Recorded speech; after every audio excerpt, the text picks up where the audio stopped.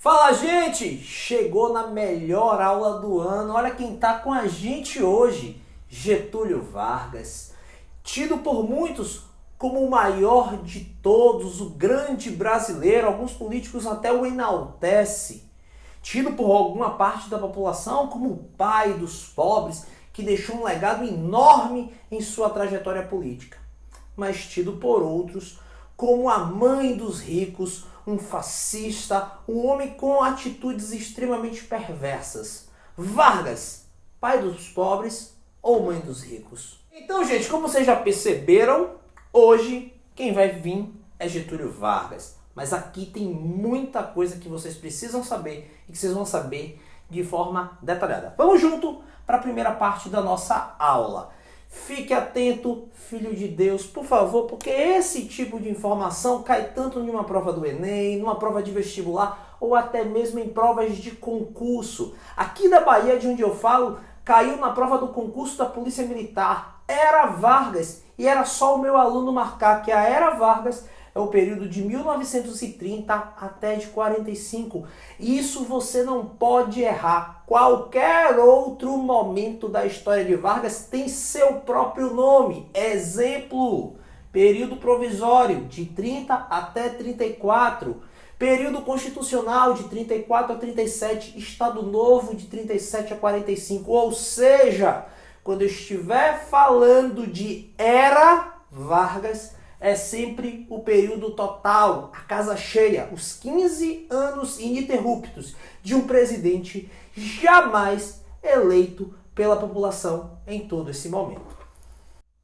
Mas aí já tem a questão, foram 15 anos sem nunca ter sido eleito.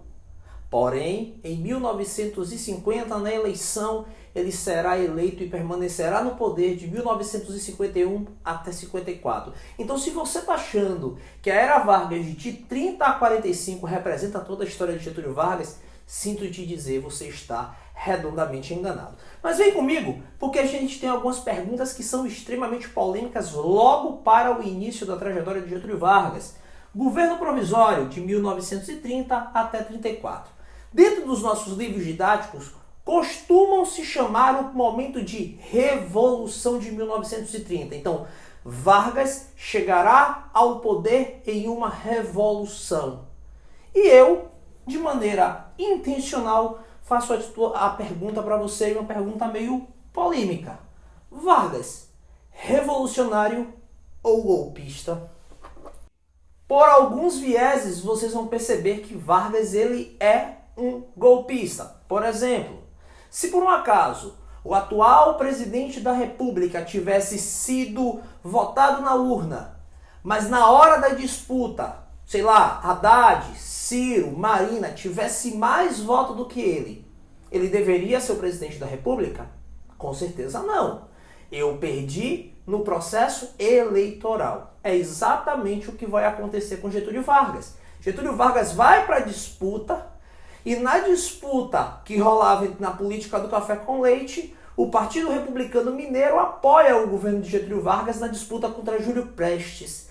E nessa disputa Getúlio é derrotado. Merecia ser o presidente?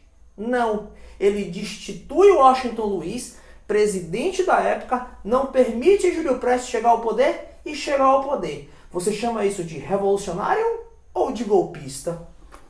Só que aí tem aquela questão, né, gente? Tá, cheguei ao poder.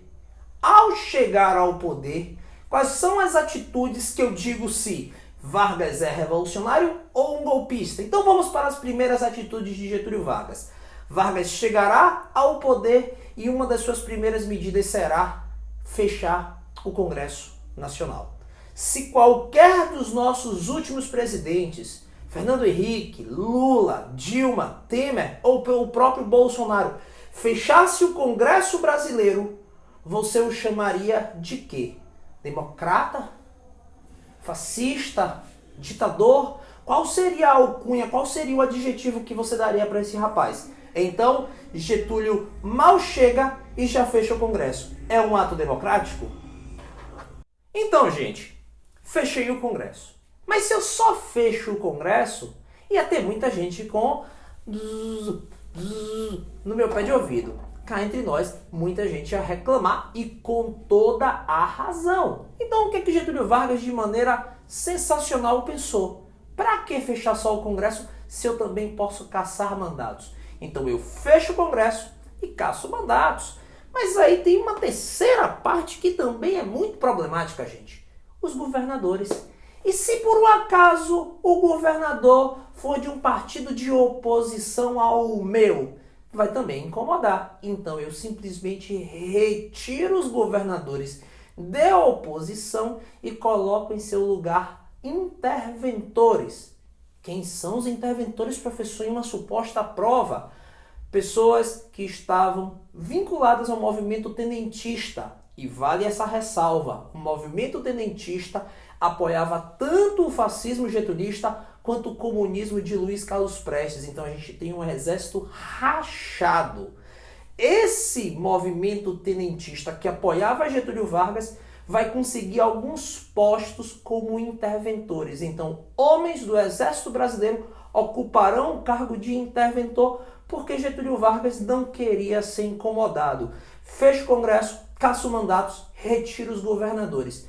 Eu sou revolucionário, eu sou golpista, eu sou democrático. Como você me define? Deixe nos seus comentários. Só que muitos me chamam de revolucionário. E por que eu também sou chamado de revolucionário? Porque tem algumas coisas que são importantes também chamar sua atenção. Professor, Vargas dizia que as urnas eram adulteradas. É verdade ou é mentira? Gente, a gente está vivendo uma época de voto aberto. Voto aberto dá margem para o voto de cabresto. Ou você esqueceu todo o processo coronelista da República Velha? Então, quando o Vargas diz as urnas têm problemas, existem fraudes, existe um sistema coronelista que não permite que alguém da oposição ganhe, ele está mentindo? Não. Então, dar um golpe ou fazer um movimento conspiratório para tirar esse sistema do poder é um ato revolucionário. E por que também é um ato revolucionário? Porque cá entre nós, muitas pessoas da população não queriam uma mudança para o Brasil naquele momento. Será que você queria que o voto continuasse aberto? Será que você ia querer que o voto continuasse sendo um voto do qual os coronéis e do qual o cabresto existe? Então, a partir do momento em que Getúlio Vargas ele chega ao poder, esse tipo de situação ela começa a modificar. Foi o melhor caminho? É o melhor caminho? Deixe no comentário. Eu acho que o melhor caminho é pelo viés democrático. E você, o que acha?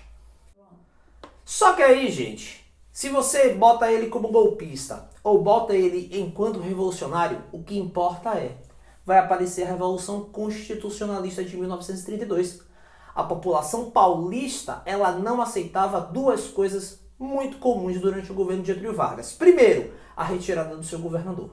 A retirada do governador do estado de São Paulo é um dos caminhos para a Revolução Constitucionalista. E o segundo ponto, como o próprio nome já diz, exigimos uma nova Constituição. E por que a população paulista de estudantes exigiam uma nova Constituição? Exigia porque Getúlio Vargas não respeitava a Constituição vigente na época. Homem que desrespeita a Constituição, você chama ele de... Fica para o seu critério. Então, o que acaba acontecendo, gente? A partir do momento em que essa população vai para a rua e faz um fronte de batalha, essa revolução quer uma nova Constituição. São 2 meses de encontro, é de fato um processo de uma guerra civil acontecendo dentro do estado de São Paulo, que vai sair com a vitória do presidente Getúlio Vargas. Porém, tem vários avanços. O primeiro dos avanços é você perceber que, por mais derrotada que fosse o movimento paulista, a gente vai ter 2 anos mais tarde a criação de uma nova Constituição, uma Constituição com viés muito mais democrático, com uma tendência muito mais voltada para um processo de democracia do que aqui Getúlio Vargas não respeitava em hipótese alguma. E outro ponto importante é a criação do Código Eleitoral Brasileiro. A gente vai criar a Justiça Eleitoral a partir de 1932.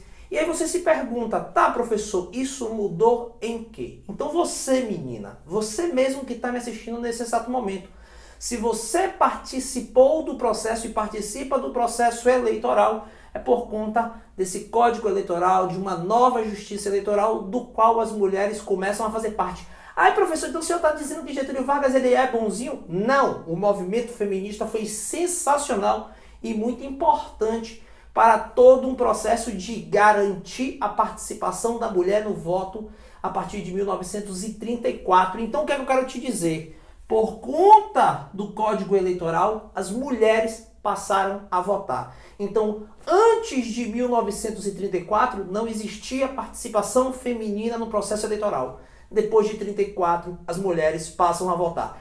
Isso é um avanço? Sem sombra de dúvidas é. E outro ponto muito importante. Por conta de uma nova justiça eleitoral, o voto deixou de ser um voto aberto e se transforma em um voto secreto. Então agora você não precisa saber em quem eu votei, eu não preciso saber em quem você votou. A gente só precisa acreditar e, se quiser acreditar, no que a gente acaba comentando. Eu votei em fulano, votei em Beltrano, e a vida continua seguindo. Então, não permitindo, nem que seja em teoria, que exista um processo de voto de cabresto. Sabemos muito bem que o voto de cabresto ainda continua existindo em áreas mais distantes, em áreas mais afetadas pela pobreza, mas pelo menos nos nossos grandes centros urbanos já é uma prática muito menos comum do que antes do Código Eleitoral de 1932. Bacana? Tamo junto!